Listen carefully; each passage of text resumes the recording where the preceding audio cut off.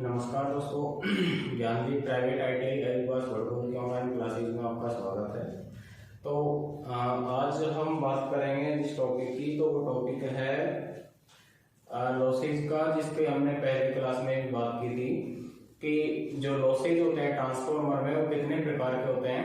तो आपने पढ़ा कि लॉसेज दो प्रकार के होते हैं, एक तो आयरन लॉस और दूसरा कॉपर लॉस। तो यानी कि तीसरा जो लॉस है मैकेनिकल लॉस, वो ट्रांसफॉर्मर में नहीं होता। ये बताया भी था कि जिस मशीन में कोई घूमने वाला भाग नहीं होता उसमें किसी भी प्रकार का कोई मैकेनिकल यानी कि यांत्रिक क्षति नहीं होती। आपको ये भी बताया था कि जो आयरन लॉस है वो किसके अंदर होता है और जो कॉपर लॉस है वो किन के अंदर होता है। तो यानी कि आयरन लॉस केवल कोर में और कॉपर लॉस केवल वाइंडिंग्स के मध्य होगा, ठीक है ना। आयरन लॉस के आपने दो टाइप पढ़े, एक तो एडी करंट और दूसरा हिस्टेरेसिस, ठीक है ना। तो इस तरीके से आपने पढ़ा था। तो इसके बाद आपने दो सवाल किए थे कि अगर कोई ट्रांसफॉर्मर का फुल लोड की अवस्था में जैसे 1/2 भाग है, 1/4 भाग है, 1/3 भाग है, 3/4 भाग है, तो उसका जो लॉस होगा वो कितना प्रतिशत होगा या कितना वाट में होगा। तो ये चीजें आपने पढ़ी थी। तो उसी के संबंध में हम आगे जब चलेंगे तो ये सवाल करेंगे कि जैसे हम मानते हैं कि अपना जो नेक्स्ट जो क्वेश्चन है वो ये है कि ट्रांसफॉर्मर का फुल लोड पर क्षति 1600 वाट है, तो 75% लोड पर कॉपर लॉस क्या होगा। तो यानी कि कोई ट्रांसफॉर्मर है और उसका फुल लोड जो कॉपर लॉस है वो कितना है, 1600 वाट है। कितना है, 1600 वाट है। अब 1600 वाट की अपेक्षा वो कह रहा है कि अगर इसका लोड 75% अगर मापा जाए, यानी कि 75% पर उसका लोड मापा जाए, यानी कि उसकी क्षति मापी जाए, तो वो कितना होगा। तो यानी कि ये जो 1600 वाट का जो लॉस है वो कौन सी अवस्था में है, फुल लोड की अवस्था में।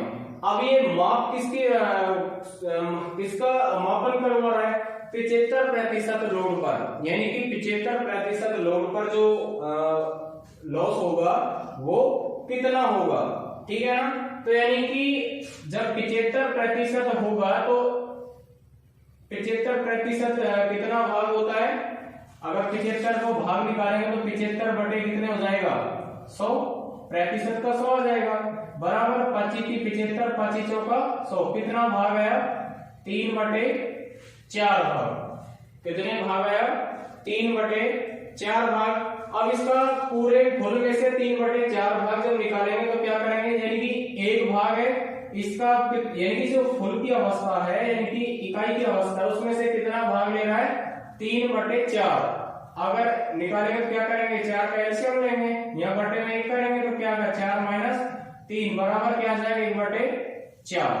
तो कितना भाग आ गया, 1/4 भाग। तो यानी कि जो लॉस की अवस्था पूछ रहा है वो कौन सी अवस्था की, यानी कि कितने हिस्सा का पूछ रहा है, 1/4, यानी कि 100% लोड पर जो खपत थी वो कितने थी, 1600 वाट। और ये कह रहा है कि 75% लोड पर कॉपर लॉस क्या होगा, यानी कि कितने भाग हटा रहा है, 1/4। अगर 1/4 यानी कि 1/4 कर दिया जाए तो 1/4 अगर 4 बार करेंगे तो फुल हो जाएगा। तो उस अपेक्षा में अब कौन से भाग का निकालना है, 1/4 का निकालना है, 1/4 का भाग का निकालना है। और ये आपने पढ़ा था कि जो 1/4 भाग है तो 1/4 भाग का आप सीधा सीधा निकाल सकते हैं, 1/4 इंटू में जो आपका फुल लोड की अवस्था में जो लॉस था वो कितना था, 1600 वाट, ठीक है ना। 4 एकम 4, 4 चौका 16। तो यानी कि अगर 75% लोड पर अगर क्षति मापी जाए तो वो लॉस कितना होगा, 400 वाट का होगा। कितना होगा, 400 वाट का होगा, ठीक है ना। तो यानी कि इस आधार पर हम बता सकते हैं कि अगर 100% यानी कि फुल लोड की अवस्था में जो लॉस था वो 1600 वाट था, अगर 75% की अवस्था देखी जाए तो वो लोड कितना हो जाएगा, 400 वाट हो जाएगा, जिसका आप डिवाइडेशन यानी कि उसका जो पार्टीशन है वो इस तरीके से निकाल सकते हैं। अगर इसी की अपेक्षा आपसे एक सवाल पूछ लिया जाए, ये पहले भी मैंने बता दिया कि कोई ट्रांसफॉर्मर है जो फुल लोड की अवस्था पर 1600 वाट का कॉपर लॉस होता है और आयरन लॉस 900 वाट होता है, ठीक है ना। अगर उस ट्रांसफॉर्मर को नो लोड की अवस्था में कर दिया जाए तो कॉपर लॉस व आयरन लॉस कितना होगा। तो इसमें आपको करना ये है, मैंने पहले जो वीडियो थी उसमें जो आपने लॉसेस पढ़े थे उसमें बता दिया कि जो आयरन लॉस होता है यानी कि जो लोहे की क्षति होती है वो लोड और अनलोड यानी कि अगर किसी ट्रांसफॉर्मर पर आपने लोड लगा रखा है या नहीं लगा रखा है, नो लोड की अवस्था है, तो उस अवस्थाओं से इस प्रकार के लॉसेज पर कोई प्रभाव नहीं पड़ता है, क्योंकि आयरन लॉस हमेशा फिक्स है, नियत है, कांस्टेंट है। चाहे आप लोड की अवस्था देखें या नो लोड की अवस्था देखें, दोनों अवस्थाओं में आयरन लॉस होगा। तो इस प्रकार आपसे बता सकते हैं कि जो 900 वाट का लॉस हुआ वो कौन सी स्थिति में हुआ, फुल लोड की स्थिति में। कौन सी स्थिति में हुआ, फुल लोड की स्थिति में। अभी पूछ क्या रहा है कि नो लोड की स्थिति में, यानी कि नो लोड की स्थिति में आयरन लॉस कितना होगा। तो यानी कि अगर फुल लोड की स्थिति में आयरन लॉस 900 वाट है तो नो लोड की स्थिति में भी जो आयरन लॉस होगा कितना होगा, 900 वाट का होगा। तो यानी कि इस प्रकार से आयरन लॉस में किसी भी प्रकार का कोई बदलाव नहीं आएगा, जितना नो लोड की अवस्था पे होगा उतना ही फुल लोड की अवस्था पे होगा, ठीक है ना। तो इस प्रकार से आप निकाल सकते हैं।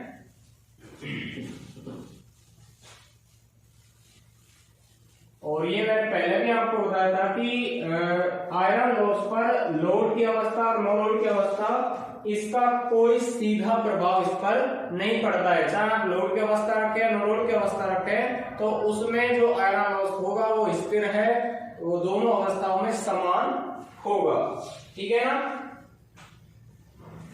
अब मान लीजिए इसी तरीके का दूसरा सवाल आपसे करवाया जाए कि एक ट्रांसफॉर्मर उसके फुल लोड पर कार्य कर रहा है, यानी कि कोई ट्रांसफॉर्मर है और वो फुल लोड पर कार्यरत है और इसकी दक्षता भाई अधिकतम है, यानी कि जो एफिशिएंसी है वो कैसी है, मैक्सिमम है। उसका आयरन लॉस 1000 वाट है, यानी कि उसका जो आयरन लॉस है वो कितना है, 1000 वाट है। तो उसके फुल लोड के आधे लोड पर कॉपर क्षति क्या होगी। तो यानी कि ये कह रहा है कि जो आयरन लॉस है वो कितना है, 1000 वाट है। कैसा है, 1000 वाट है। और एक कंडीशन होती है कि कोई भी ट्रांसफॉर्मर अगर उसकी क्षमता मैक्सिमम में है यानी कि अधिकतम में है तो कॉपर लॉस और आयरन लॉस दोनों की जो क्वांटिटी है, दोनों की जो सीमाएं हैं वो कैसी होती हैं, बराबर की होती हैं। यानी कि अगर कोई ट्रांसफॉर्मर की दक्षता कैसी है, अधिकतम है, कैसी है, अधिकतम है, तो यानी कि WI बराबर होता है WCU। इसका मतलब क्या हुआ, यानी कि जितना कॉपर लॉस होगा उतना ही क्या होगा, आयरन लॉस होगा। पर ये कंडीशन कब आएगी, जब दो ट्रांसफॉर्मर की दक्षता कैसी होगी, अधिकतम होगी, मैक्सिमम होगी। तो उस दौरान जो आयरन लॉस और कॉपर लॉस है उन दोनों की अवस्थाएं कैसी होती हैं, एक समान होती है। वही इस क्वेश्चन में आपको देखना है। तो इस तरीके से भी आपसे क्वेश्चन पूछ सकता है। तो ये कंडीशन आपको याद रखनी होगी कि आयरन लॉस और कॉपर लॉस कौन सी कंडीशन में समान होंगे। तो कौन सी कंडीशन में समान होंगे, जब ट्रांसफॉर्मर की जो दक्षता है, इफिशियंसी है, वो कैसी है, मैक्सिमम की है, यानी कि अधिकतम की है। तो ये दोनों लॉसेज क्या हो जाएंगे, एक दूसरे के बराबर हो जाएंगे। और सवाल में क्या बोल रहा है कि जब उसकी दक्षता कैसी हो, अधिकतम हो।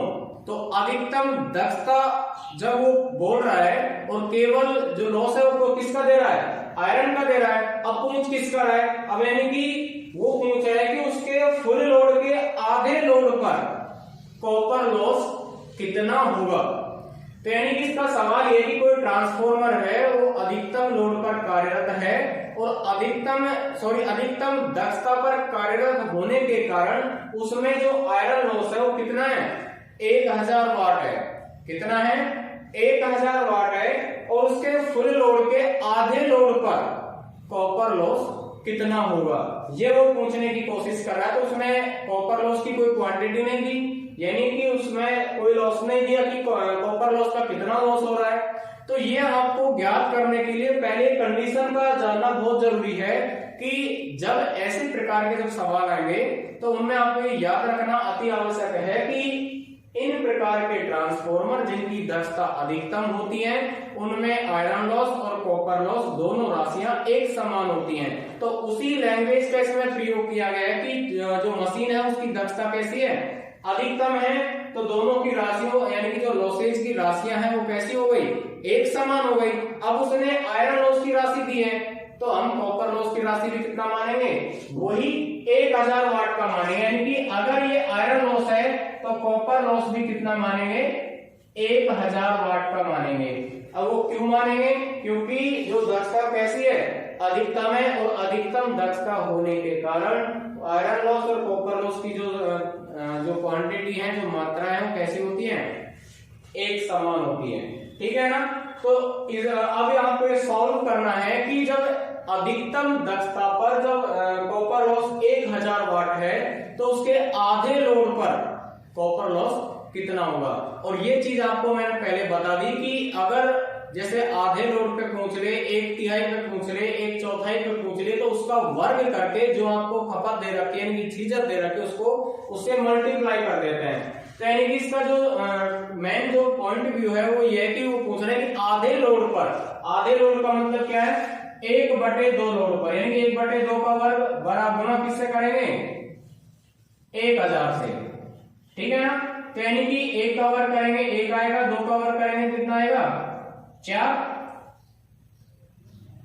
ठीक है ना, गुना कितना, 1000।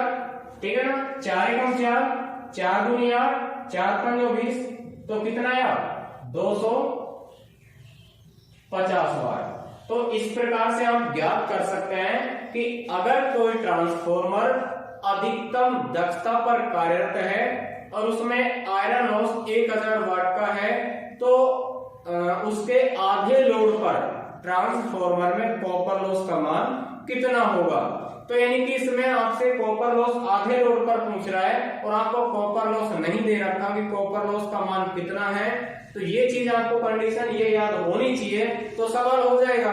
तो आपको कंडीशन कौन सी याद होनी चाहिए कि अधिकतम अगर दक्षता कोई मशीन की है तो उसमें आयरन कॉपर लॉस कैसे हो जाएंगे, एक समान हो जाएंगे, बराबर हो जाएंगे। जब राशियां दोनों एक समान हो जाएंगी तो उसने एक राशि ऑलरेडी दे रखी है आयरन लॉस की, तो अपन कॉपर किसका कौन सा मान लेंगे, जितना आयरन लॉस हुआ उतना ही क्या हो जाएगा, कॉपर लॉस हो जाएगा। तो कॉपर लॉस आपने माना 1000 वाट का और 1000 वाट का मानने के बाद अब वो सवाल में पूछ रहा है कि मशीन के आधे लोड पर लॉस क्या होगा। तो यानी कि आधे लोड पर 1/2 भाग, तो 1/2 का वर्ग करके 1000 में उसका गुणा कर देंगे। तो यानी कि जब 4 से 1000 का सॉल्व करेंगे तो कितना वाट का हो जाएगा, 250 वाट का। तो इस प्रकार से भी आपसे क्वेश्चन पूछ सकता है। तो इस प्रकार से आपको ये सॉल्व करना होगा और इस प्रकार के सवाल आपसे पूछे भी जा सकते हैं, जिनके लिए कंडीशन ये याद होना बहुत ही जरूरी है। ठीक है ना।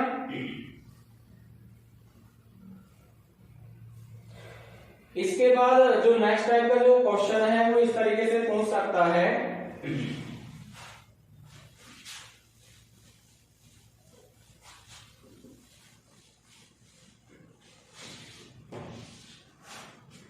कि एक ट्रांसफॉर्मर के फुल लोड पर कॉपर क्षति यानी कि तांबा क्षति और लोहे क्षति 6400 वाट और 5000 वाट है। तो यानी कि जो कॉपर लॉस है वो कितना है, 6400 वाट, और आयरन लॉस है वो कितना है, 5000 वाट। ठीक है ना। तो यानी कि जो कॉपर लॉस का जो मान है वो 6400 वाट का है, आयरन लॉस का मान वो 5000 वाट का है। तो उपरोक्त ट्रांसफॉर्मर के लिए फुल लोड के आधे लोड पर कॉपर क्षति व लोहे क्षति का मान क्या होगा। तो यानी कि इसमें दो राशियां आपसे पूछी गई हैं कि अगर कोई ट्रांसफॉर्मर है और ट्रांसफॉर्मर जब कार्य कर रहा है, कार्यरत अवस्था में है, तो उसमें कॉपर लॉस और आयरन लॉस उपस्थित है। यानी कि कॉपर लॉस कितना हो रहा है 6400 वाट और आयरन लॉस कितना हो रहा है 5000 वाट। अब ये क्वेश्चन इसका ये है कि अगर ट्रांसफॉर्मर फुल लोड की अवस्था में आधे लोड पर कार्यरत हो जाए तो उसमें कॉपर लॉस व आयरन लॉस कितना कितना होगा। क्वेश्चन ये है। तो आपको कैसे सॉल्व करना है कि पहले आप सॉल्व करेंगे क्या, आयरन लॉस। कौन सा सॉल्व करेंगे, आयरन लॉस को हल करेंगे। अब यानी कि फुल लोड की अवस्था में आयरन लॉस कितना हो रहा है 5000 वाट हो रहा है। अब उसका सवाल ये कि आधे लोड पर आयरन लॉस कितना होगा। तो कितना होगा ये चीज आपको पहले ही बता दी थी कि आयरन लॉस कैसा होता है, स्थिर होता है या नियत होता है। कैसा होता है, स्थिर या नियत होता है। तो यानी कि फुल लोड की अवस्था में, आधे लोड की अवस्था में या 1/4 में या 1/3 में कोई सी भी अवस्था हो, जो आयरन लॉस है, जो आयरन लॉस है वो कैसा होता है, फिक्स है, स्थिर है, नियत है, उसके मान में कोई बदलाव नहीं होता। इसका सीधा मतलब यह है कि जो फुल लोड की अवस्था में जो लॉस 5000 वाट का हुआ वो ही लॉस आधे लोड पर होगा। यानी कि 1/2 भाग लोड पर आयरन लॉस 5000 वाट होगा। अब इससे सीधा क्लियर है कि चाहे अवस्था फुल लोड की हो या आधे लोड की हो या 1/4 लोड की हो, अगर उसका कंपैरिजन पूछा जाए कि आपसे कि फुल लोड की अवस्था में आयरन लॉस कितने वाट का है और आधे लोड पर आपको बताना है कि आयरन लॉस कितने वाट का है या चौथाई में पूछ ले, तो उसमें आपको जो फुल लोड जो अवस्था आपको दे रखी है उसके बाद वो कोई सी भी अवस्था आपसे पूछ ले वो ही उसका आयरन लॉस होगा। अब जैसे मान लो ये फुल लोड की अवस्था है और वो लॉस कितना है 5000 वाट का है। अब वो पूछ रहा है 1/2 भाग, यानी कि अगर लोड आधा कर दिया जाए तो आयरन लॉस कितना होगा। तो आयरन लॉस आधे लोड पर भी कितना होगा, वही 5000 वाट का होगा। इसके लॉसेज में कोई बदलाव नहीं होगा। इससे आप सीधा संबंध ये होता है, सीधे समझ सकते हैं कि आयरन लॉस की स्थिति चाहे लोड की हो या अनलोड की हो, ठीक है ना। यानी कि आप चाहे लोड फुल करें या हाफ करें, आयरन लॉस का जो क्वांटिटी है, मात्रा है, वो उतने ही मात्रा में होगा जो फुल लोड की अवस्था में होता है। उसको अगर आप यानी कि आप 1/2 भाग करेंगे तो भी लोड उसी कंडीशन पर होगा, ठीक है ना। तो ये आयरन लॉस क्लियर हो गया। अब उसका जो दूसरा सवाल है वो ये है कि 1/2 भाग पर कॉपर लॉस का मान कितना होगा। तो यानी कि जो ताम्र क्षति है वो कितनी होगी ये आपको ज्ञात करनी है। यानी कि जो कॉपर लॉस का जो 6400 वाट की क्षति है वो फुल लोड की अवस्था में, कौन सी अवस्था में, फुल लोड की अवस्था में। अब वो कौन सी अवस्था है 1/2 भाग, यानी कि लोड का कौन सा भाग 1/2 भाग। और ये मैंने पहले भी आपको बता दिया, इससे पहले सवाल करवा भी दिया कि अगर इस प्रकार से पूछा जाए तो जितना भाग दे उसका वर्ग करके और जो लोड दे रखा है उसका उससे गुणा कर देते हैं तो राशि निकल क्या जाएगी। तो 1/2 का क्या कर देंगे, वर्ग कर देंगे, गुणा में कितना दे रखा है लोड 6400, यानी कि लॉसेज कितना दे रखा है, फुल लोड पर 6400 दे रखा है। तो यानी 1/2 का वर्ग कितना होगा 4 इंटू में कितना हो जाएगा 6400, यानी 4 एकम 4 कितने बचे 2, 4 छकी 24, तो यानी कि कितना आया 1600 वाट।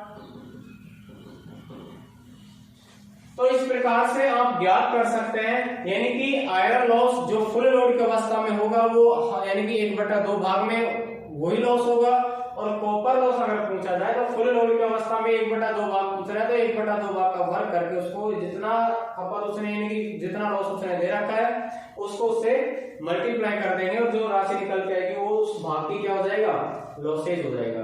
तो यानी कि फुल लोड की अवस्था में 6400 वाट का लॉस हुआ, तो आधे लोड पर लॉस कितना होगा, 1600 वाट का। तो इस प्रकार से आप आयरन लॉस और कॉपर लॉस का मान निकाल सकते हैं, ठीक है ना।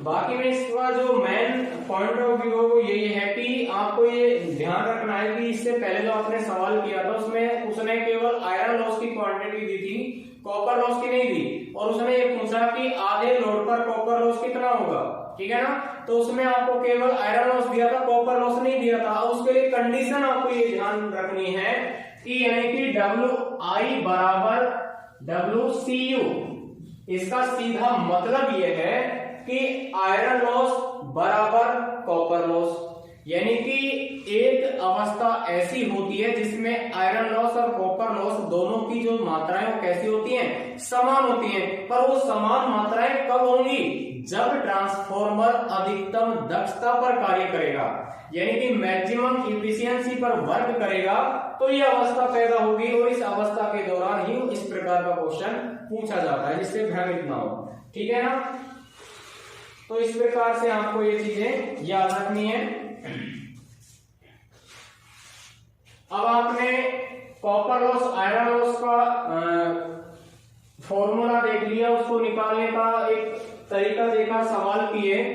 उसके बाद आता है कि जब आप आयरन लॉस और कॉपर लॉस का टेस्टिंग करते हैं, यानी कुछ उनका परीक्षण करते हैं, तो परीक्षण के कितने प्रकार हैं, वो कैसे किए जाते हैं, या उनका निर्धारण कैसे करते हैं, तो वो चीजें आप पढ़ेंगे। तो यानी कि सबसे पहले जो परिपथ की जब जांच करते हैं, यानी कि उसकी जो टेस्टिंग करते हैं, मान लो अपन पहले जो टेस्ट कर रहे हैं वो कर रहे हैं आयरन लॉस टेस्टिंग, ठीक है ना।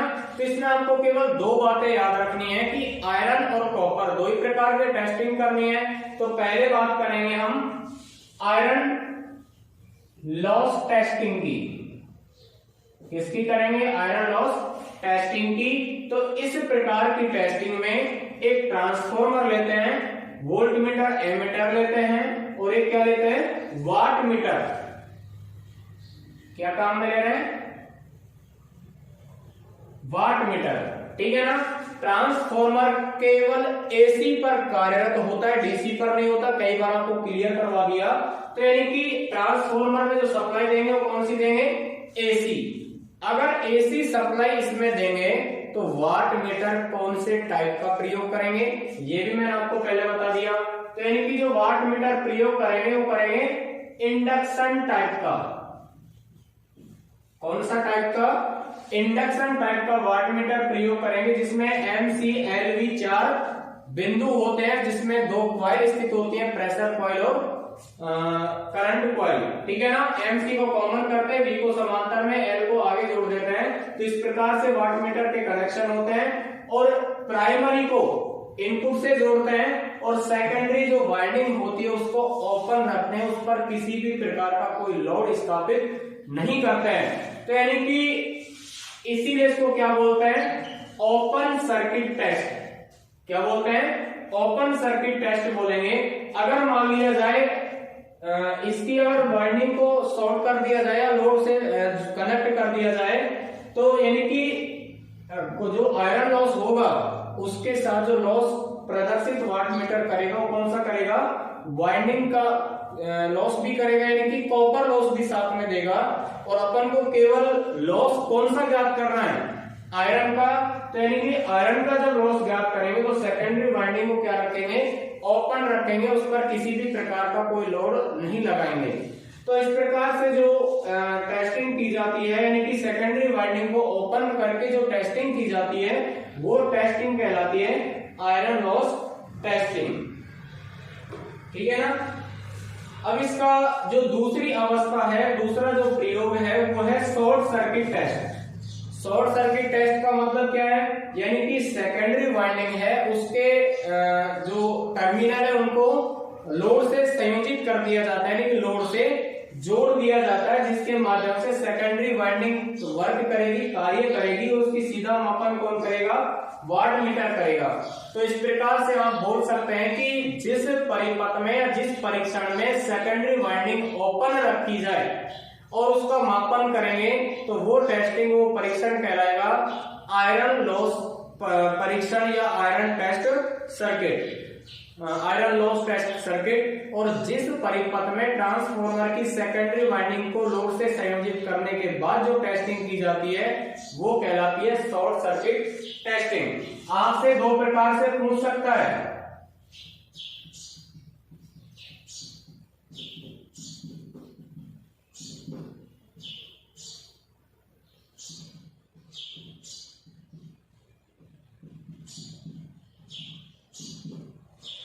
यानी कि इस प्रकार से आपसे सीधा पूछ सकता है कि वो कौन सा लॉस टेस्टिंग है जो ओपन सर्किट टेस्ट के माध्यम से किया जाता है। तो इसमें सीधा आप बोल सकते हैं कौन सा?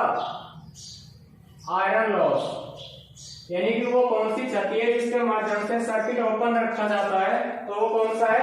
आयरन लॉस है। और वो कौन सा सर्किट है जिसमें वाइंडिंग को सेकेंडरी को क्या करते हैं? शॉर्ट करते हैं, तो वो कौन सा है? Copper loss. कौन सा है? Copper loss. तो इस माध्यम से आप इसको ज्ञात कर सकते हैं कि जिसमें सेकेंडरी वाइंडिंग ओपन रखी जाती है, ओपन सर्किट टेस्ट किया जाता है, वो आयरन लॉस का किया जाता है। और जिसमें सेकेंडरी वाइंडिंग शॉर्ट सर्किट की जाती है, यानी कि उस पर लोड संयोजित किया जाता है, तो वो जो लॉस ज्ञात करते हैं कौन सा करते हैं? कॉपर लॉस टेस्टिंग करते हैं। तो इस प्रकार से दोनों प्रकार की जो टेस्टिंग है वो आपको ज्ञात करनी है, ठीक है ना। तो इस प्रकार से जो दोनों प्रकार के लॉस हैं वो किस तरीके से होते हैं, कौन से भाग में होते हैं और कैसे इनको ज्ञात किया जाता है, कैसे इनका परिपथ टेस्टिंग किया जाता है, ये सारी चीजें आपकी क्लियर है। अब एक छोटा सा पॉइंट बीच में पढ़ेंगे, जो ट्रांसफॉर्मर का जो ऑयल है उसका टेस्टिंग कैसे करते हैं कि ऑयल की गुणवत्ता जो क्वालिटी है वो सही अवस्था में है, नमी युक्त हो चुकी है, या वो अनुपयोगी है या प्रयोगी है। तो इसका आप टेस्टिंग दो प्रकार से कर सकते हैं। जो पहला टेस्टिंग है उसको बोलते हैं फील्ड टेस्ट, यानी कि क्षेत्र परीक्षण। तो क्षेत्र परीक्षण में क्या करते हैं कि जब हीटर पर आसूत जल अगर रखा होता है, यानी कि डिस्टिल वाटर अगर रखा है, तो उस पर जो तेल, साइक्लोऑक्टेन तेल या पैराफिन जो तेल है, उसकी जब उस पर बूंदे डालते हैं, यानी जब उसकी जो बूंदे उस आसूत जल पर डालेंगे तो वो बूंदे सामान्यतः चपटी हो जाती हैं। कैसी हो जाती हैं? चपटी हो जाती हैं। और चपटी होने के साथ अगर उसका क्षेत्रफल 15 से 18 सेंटीमीटर से कम हो, कितने सेंटीमीटर से? 15 से 18 सेंटीमीटर से कम हो, तो इस प्रकार के तेल का प्रयोग किया जा सकता है। यानी कि उसका जो फैलाव है वो कितने से कम होना चाहिए? 15 से 18 mm से कम होना चाहिए। अगर इस कंडीशन में तेल का फैलाव है तो उस तेल का प्रयोग आप सावधानी पूर्वक कर सकते हैं। और अगर इसका फैलाव अधिक हो जाए, यानी कि 15 से 18 mm से फैलाव कैसा हो जाए? अधिक हो जाए, तो इस प्रकार के तेल का प्रयोग ट्रांसफॉर्मर में आप नहीं कर सकते हैं, ठीक है ना। तो इस प्रकार का जो परीक्षण होता है वो फील्ड टेस्ट, यानी कि ऑयल फील्ड टेस्ट होता है, यानी कि जो तेल का जो परीक्षण है वो क्षेत्र परीक्षण कहलाता है, जिसमें जिसका फैलाव बिंदु है वो होता है 15 से 18 mm से कम की अवस्था में, वो सही गुणवत्ता का है, यानी कि बेस्ट क्वालिटी का है। और अगर उसका जो परिसीमा 15 से 18 mm से ऊपर गया तो उसका जो प्रयोग है वो अनुपयोगी हो जाएगा, ट्रांसफॉर्मर ऑयल कैसा हो जाएगा? खराब हो जाएगा। इसका जो दूसरा प्रयोग है उसको बोलते हैं क्रैकल टेस्ट। और क्रैकल टेस्ट में केवल ये देखा जाता है कि अगर ट्रांसफॉर्मर ऑयल जब आप क्रैकल में आप डालेंगे, यानी कि नोब के अंदर उसको डालेंगे, तो उसमें जब चटकने की आवाज आएगी तो चटकने की आवाज आने के साथ ये मानते हैं कि उसमें जो नमी की मात्रा है वो औसत से अधिक हो चुकी है, और नमी की मात्रा औसत से अधिक होने के कारण ट्रांसफॉर्मर जो ऑयल है वो चालकता का व्यवहार करेगा और वाइंडिंग्स के बीच में क्या होगा, चालकता बढ़ेगी। चालकता बढ़ने के कारण वाइंडिंग क्या हो जाएगी, शॉर्ट सर्किट हो जाएंगी। अगर जो ऑयल है वो ड्राई है यानी कि शुष्क अवस्था में है तो यानी कि वो सीजन की आवाज करेगा, यानी कि छन छन की आवाज करेगा, और सीजन की आवाज करने के कारण जो ट्रांसफॉर्मर ऑयल है वो कैसा है, ड्राई है यानी कि शुष्क है। उसका आप जो प्रयोग है वो कैसा कर सकते हैं, ट्रांसफॉर्मर में क्वालिटी के तौर पर कर सकते हैं। ये मैंने पहले भी आपको बताया था कि जो ट्रांसफॉर्मर जो तेल है उसमें अगर किसी कारणवश यानी कि ब्रीदर की कमी की अधिकता के कारण अगर उसमें नमी उपस्थित हो भी गई है तो उसकी जो मात्रा है, क्वांटिटी है, वो 50 ppm से अधिक नहीं होनी चाहिए। कितने ppm से अधिक, 50 ppm से अधिक मात्रा नहीं होनी चाहिए। अगर इस मात्रा से कम अगर मात्रा है नमी की तो ट्रांसफॉर्मर ऑयल कार्यरत होगा, और इस मात्रा से अधिक का मान अगर ट्रांसफॉर्मर ऑयल में समाहित हो जाएगा तो उसका प्रयोग आप नहीं कर सकते।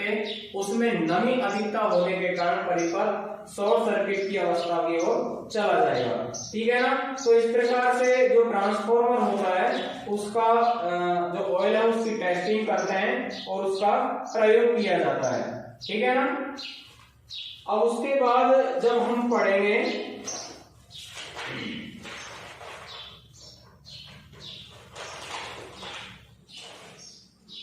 वो पढ़ेंगे ट्रांसफॉर्मर की दक्षता।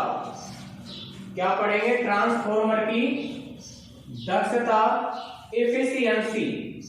और आपने जो 50 ppm की जो मात्रा पढ़ी इसके बारे में बता दें कि पार्ट्स पर मिलियन, यानी कि जो नमी की जो मात्रा है वो 50 ppm से अधिक नहीं होनी चाहिए, जिससे ट्रांसफॉर्मर जो ऑयल है उसकी नमी की जो गुणवत्ता है वो अच्छी बनी रहे, यानी कि उसमें नमी की मात्रा अधिक उपस्थित नहीं हो सके। तो इस प्रकार से इसका प्रयोग कर सकते हैं, इसका परीक्षण कर सकते हैं। अब पढ़ेंगे ट्रांसफॉर्मर की दक्षता, कि ट्रांसफॉर्मर की जो दक्षता होती है वो क्या होती है। तो यानी कि ट्रांसफॉर्मर की जो दक्षता है वो इनपुट और आउटपुट का क्या होती है, अनुपात होती है।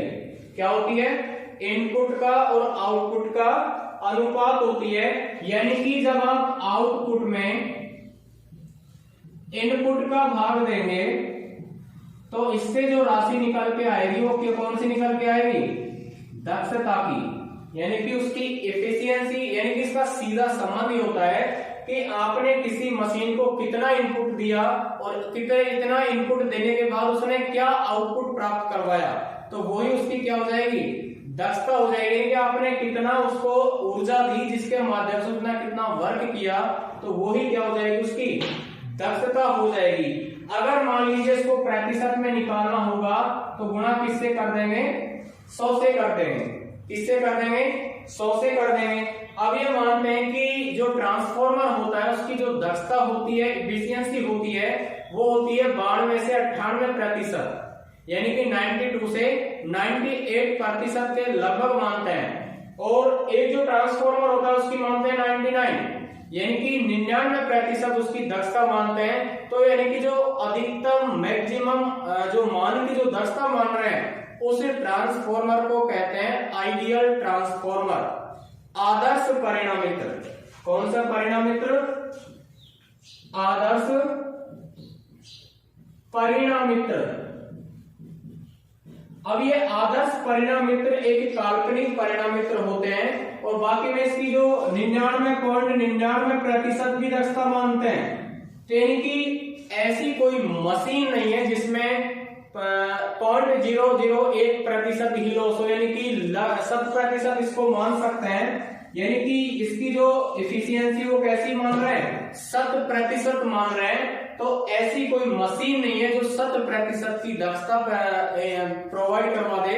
तो यानी कि मशीनों में किसी ना किसी प्रकार के लॉसेज होते हैं और वो लॉसेज होने के कारण वो 100% कार्य नहीं कर पाते, इसीलिए इनको एक काल्पनिक परिणामित्र बोलते हैं। और काल्पनिक परिणामित्र का जो रूप है वो कौन सा होता है? आदर्श परिणामित्र का होता है, आदर्श ट्रांसफॉर्मर का होता है, जिसको आइडियल ट्रांसफॉर्मर कहते हैं। ठीक है ना। अब इसमें आपसे एक बात पूछ सकता है कि जो आप दक्षता निकालते हैं तो दक्षता आपसे ओवरऑल निकाल सकता है, यानी कि ओवरऑल दक्षता पूछ सकता है। संपूर्ण दक्षता जिसको बोलते हैं, तो उसमें आप लिखेंगे आउटपुट बटे आउटपुट प्लस लॉसेज गुणा प्रतिशत निकालने के लिए 100। ठीक है ना। तो इसको आप डिवाइड कैसे कर सकते हैं, यानी कि इसका अगर आप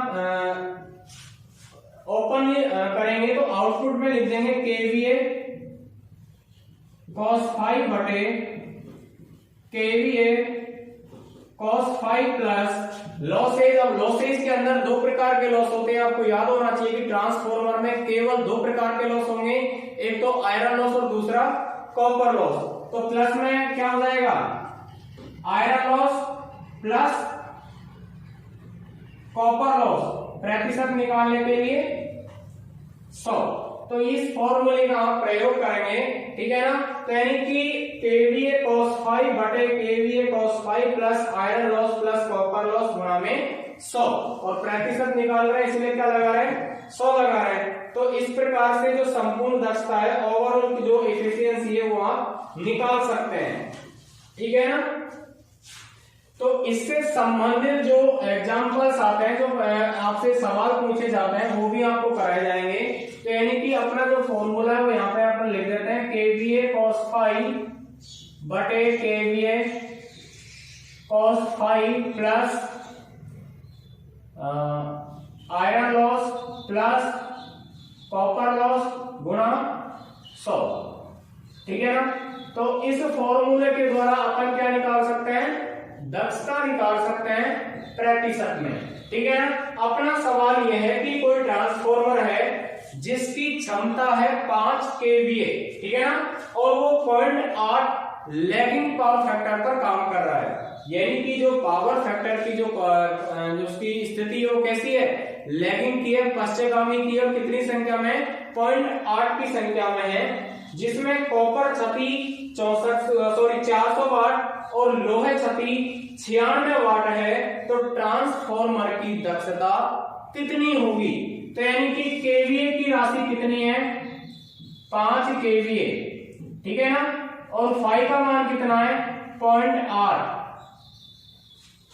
ठीक है ना। और वो चाहे लैगिंग का हो लीडिंग का हो, उससे अपन को कोई मतलब नहीं है। अपन को केवल उसकी दक्षता देखनी है कि आउटपुट देखनी है कितनी है। तो 5 केवी है, 5 का मान कितना है? 0.8, यानी कि अब आपको देखना है कि आयरन लॉस और कॉपर लॉस। तो यानी कि जो आयरन लॉस है वो होता है उसका 96 वाट का, और सॉरी 96 वाट का, और जो कॉपर लॉस है वो कितना है? 400 वाट का, ठीक है ना। अब ये पूछ रहा है कि इस प्रकार का जो कार्यरत ट्रांसफॉर्मर है उसकी दक्षता कितनी होगी, तो ये आपको ज्ञात करनी है। तो यानी कि आपको ज्ञात करने के लिए फॉर्मूले का प्रयोग करेंगे। तो केवीए का मान कितना है? 5, गुणा करेंगे cos 5 का मान कितना है? 0.8 बटे केवीए वापिस कितना? 5, बीच में केवीए और cos 5 के बीच में कोई भी साइन नहीं है, तो इसका सीधा मतलब है उसको मल्टीप्लाई करेंगे। वापिस cos 5 का मान कितना है? 0.8 प्लस आयरन लॉस कितना दे रखा है? 96 वाट, प्लस कॉपर लॉस कितना दे रखा है? 400 वाट, गुणा 100, ठीक है ना। इस तरीके से आप इसको सॉल्व कर सकते हैं। तो 8 पंच कितने हो जाएंगे? 40, कितने से पहले पॉइंट है? 1 से पहले पॉइंट, तो केवल कितना बच जाएगा? 4 बटे 8 पंच 40, तो कितने से पहले पॉइंट? 1 से पहले पॉइंट, तो कितना बचा? 4 प्लस 96 प्लस 400 इंटू में कितना? 100, ठीक है ना। इस तरीके से आप स्टेप बाय स्टेप इसको सॉल्व कर सकते हैं। तो यानी कि 4 बटे में कितना? अब इसको सबको जोड़ेंगे, 400 और 96, 496 4 कितने हो गए? 500, गुणा में कितना? 100, 100 को गुणा 400, 4 से करेंगे तो कितना आएगा 400 बटे में कितना 500, 2 जीरो से 2 जीरो, यहाँ पे पॉइंट लगाएंगे, यहाँ क्या आ जाएगा 0, यानी कि कितने बन गए 40, तो 40 में 5 का भाग देंगे तो कितना आ जाएगा 8, तो यानी कि 0.8 का मतलब क्या होता है 80%। तो यानी कि जो 5 केवीए आउटपुट का जो ट्रांसफॉर्मर है जिसमें 0.8 लैगिंग पावर फैक्टर पर जो कार्य कर रहा है और जिसमें आयरन लॉस कितना है 96 वाट, कॉपर लॉस कितना है 400 वाट, तो उस ट्रांसफॉर्मर की जो दक्षता है आउटपुट है वो प्रतिशत में कितनी निकलेगी 80%, यानी कि उसकी जो दक्षता है एफिशिएंसी का जो मान है वो कितना हो जाएगा 80% हो जाएगा, यानी कि 20% का उसमें क्या हो रहा है लॉस हो रहा है। तो इस प्रकार से भी आप इनका जो एफिशिएंसी है दक्षता है वो निकाल सकते हैं, ठीक है ना। तो इस तरीके से आप ज्ञात कर सकते हैं। अब बात आती है कि जो ट्रांसफॉर्मर है वो केवीए में उसकी जो रेटिंग है वो व्यक्त की जाती है किलोवाट में क्यों नहीं। एक सवाल ये भी होना चाहिए कि आप ये सोच भी सकते हैं कि जो ट्रांसफॉर्मर है वो किलोवाट पे भी काम कर सकते हैं कि उसकी जो रेटिंग है वो किलोवाट भी रख सकते हैं, केवीए क्यों रखते हैं ये, ठीक है ना।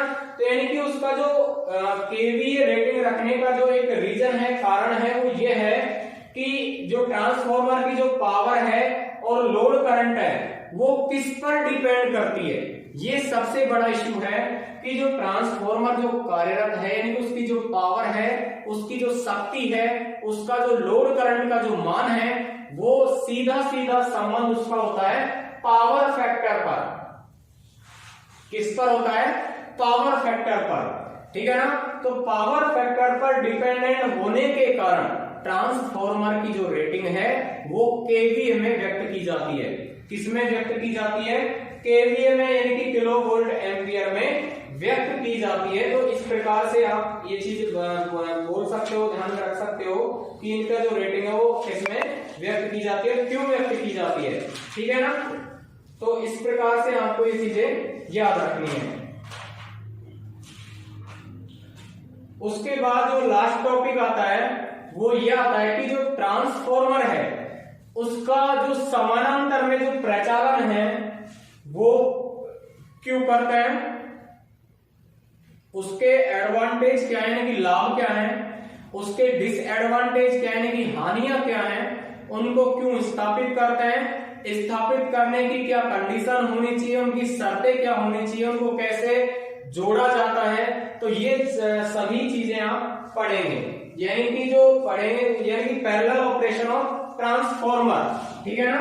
तो ये चीजें आप पढ़ेंगे कि कैसे उनको जोड़ा जाता है, उनकी कंडीशन शर्तें क्या होनी चाहिए और उनका प्रयोग क्यों किया जाता है,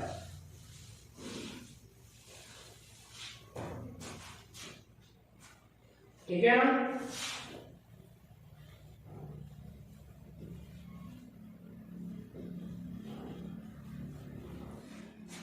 तो सबसे पहले बात तो यह कि जो समानांतर में एक साथ दो मशीनों को जोड़ रहे हैं उसका मतलब क्या है, यानी कि जब दो ट्रांसफॉर्मरों को एक दूसरे के समानांतर क्रम में स्थापित करते हैं, समानांतर क्रम में कनेक्शन करते हैं, उनको लगाते हैं, तो वो जो प्रक्रिया है वो कहलाती है सिंक्रोनाइजेशन। क्या कहलाती है सिंक्रोनाइजेशन। यानी कि ट्रांसफॉर्मर के अलावा अगर आप कोई भी मशीन को स्थापित करते हैं पैरेलल में, समानांतर में, तो उस प्रक्रिया को क्या कहेंगे सिंक्रोनाइजेशन कहेंगे। क्या कहेंगे सिंक्रोनाइजेशन कहेंगे। इसका सीधा मतलब ये भी होता है कि जब आप सिंक्रोनाइजेशन किसी मशीन को करते हैं तो उसका जो एडवांटेज है, लाभ है, वो क्या है, उसका सीधा लाभ ये होता है कि जब आप ट्रांसफॉर्मर का सिंक्रोनाइजेशन करते हैं तो उसका सीधा सा एडवांटेज ये होता है कि जब भी किसी भी अवस्था में ओवरलोड की कंडीशन आए, यानी कि अति लोड की कंडीशन आए, तो अति लोड की कंडीशन आने के कारण जो सिंक्रोनाइजेशन की जो प्रोसेस है उसके माध्यम से जो ट्रांसफॉर्मर है वो लोड का बंटवारा कर लेते हैं और मशीन की जो दक्षता है, एफिशिएंसी है, उस पर किसी भी प्रकार का कोई प्रभाव नहीं पड़ता। पहला कारण ये होता है। दूसरा कारण, अगर मान लीजिए एक मशीन काम करना बंद कर दे, यानी कि आपने दो मशीनें स्थापित कर रखी हैं, मान लीजिए दो ट्रांसफॉर्मर आपने स्थापित कर रखे हैं पैरेलल में,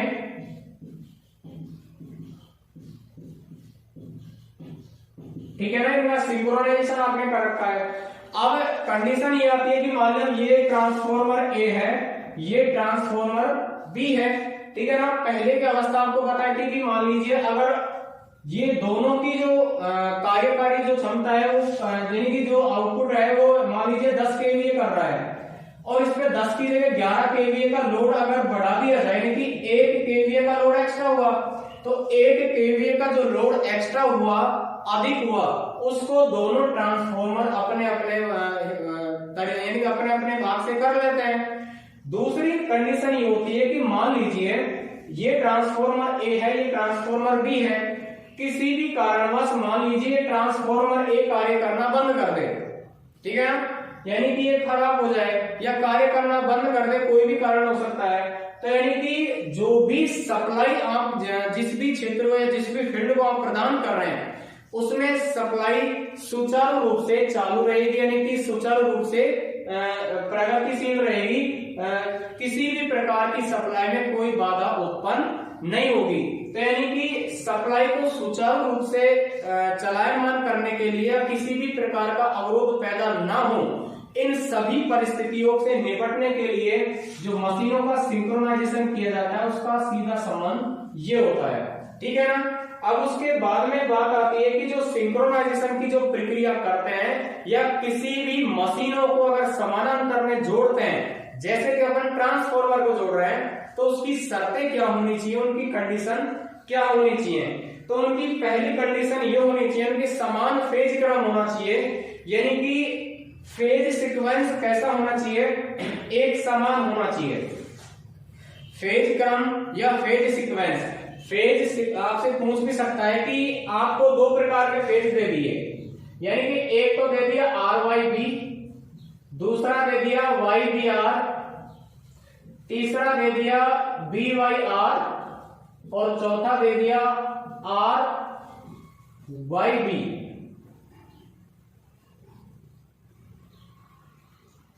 आर बी वाई, इस प्रकार से आपको चार ऑप्शन दे दिए, आपसे पूछ लिया जाए कि इन चार प्रकार के जो ऑप्शन आपको दिए हैं इसमें फेज सीक्वेंस कौन सा सही है, यानी कि जो मशीन जो काम करेगी वो कौन से सीक्वेंस पर करेगी।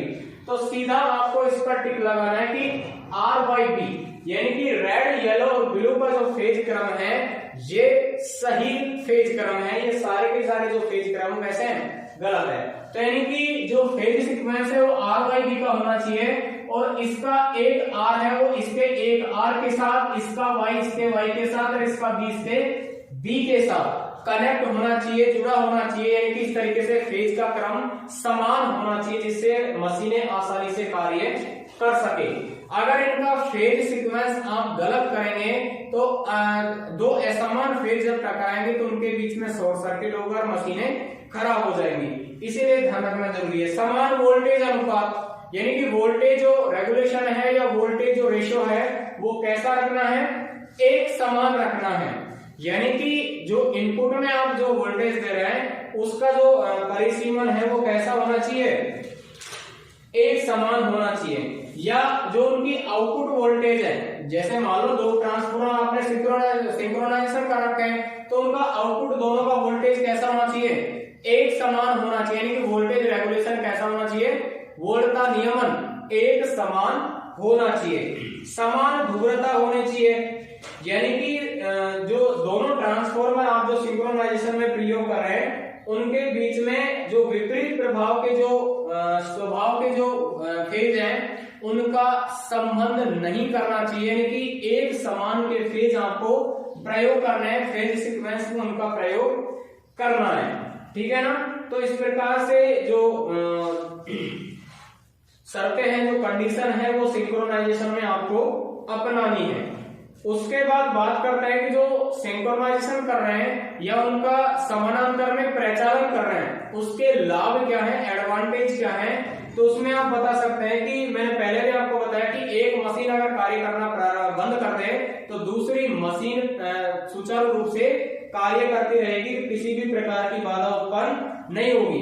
दूसरा मैंने ये भी बताया था कि अगर लोड किसी कारणवश अचानक बढ़ जाए तो उस बड़े यानी कि अति लोड को ये दोनों मशीनें आप लोड को बंटवारा करके आसानी से कार्यरत रह सकती हैं, ठीक है ना।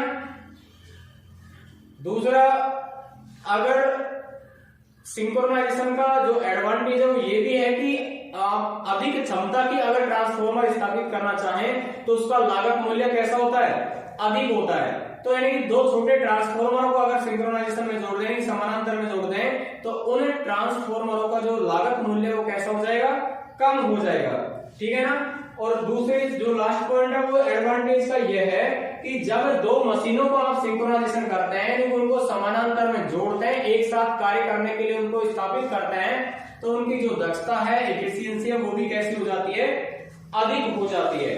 तो इसीलिए भी इनको सिंक्रोनाइजेशन किया जाता है, इनका समानांतर में परिचालन किया जाता है, ठीक है ना। अब बात करते हैं कि इनका डिसएडवांटेज क्या है, इनकी हानियां क्या है। तो यानी कि कोई लाभ और हानि एक ही सिक्के के क्या है, दो पहलू हैं। अगर किसी मशीन के लाभ हैं तो उस मशीन के कुछ क्या होंगे, हानियां भी होंगी।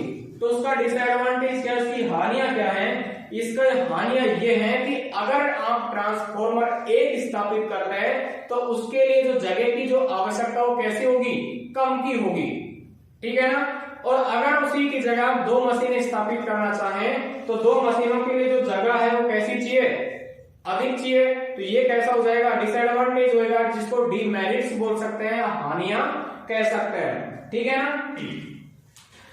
दूसरा, जब आप एक ट्रांसफॉर्मर प्रयोग करेंगे तो उसका जो लागत है वो एक बार प्रयोग होता है। अगर आप छोटे छोटे ट्रांसफॉर्मर का जब संयोजन करेंगे तो उन छोटे ट्रांसफॉर्मर जो अधिक संख्या में आप स्थापित करेंगे तो उनका जो मेंटेनेंस है, अनुरक्षण है, रखरखाव, वो कैसा हो जाएगा, अधिक खर्चीला हो जाएगा। इस हिसाब से जो आप अगर मेंटेन करेंगे तो वो ट्रांसफॉर्मर में जो कैसा हो जाएगा, डिसएडवांटेज हो जाएगा, यानी कि हानि हो जाएगी। तो इस प्रकार से जो निर्धारण है वो ट्रांसफॉर्मर का पैरेलल कनेक्शन में किया जाता है कि जो सिंक्रोनाइजेशन ट्रांसफॉर्मर में करते हैं उसके क्या एडवांटेज है, क्या डिसएडवांटेज है, उनका जोड़ने का उद्देश्य क्या है, जोड़ने के बाद उसमें क्या शर्तें होनी चाहिए, कि जोड़ते टाइम क्या उनकी शर्तों को अनुपालना होनी चाहिए जिससे मशीनें सही सुचारू रूप से कार्य कर सके। तो इस प्रकार से जो आपका ट्रांसफॉर्मर का टॉपिक है वो कंप्लीट होता है। अगर कोई टॉपिक रह भी जाता है तो उसको फिर भी करवा देंगे।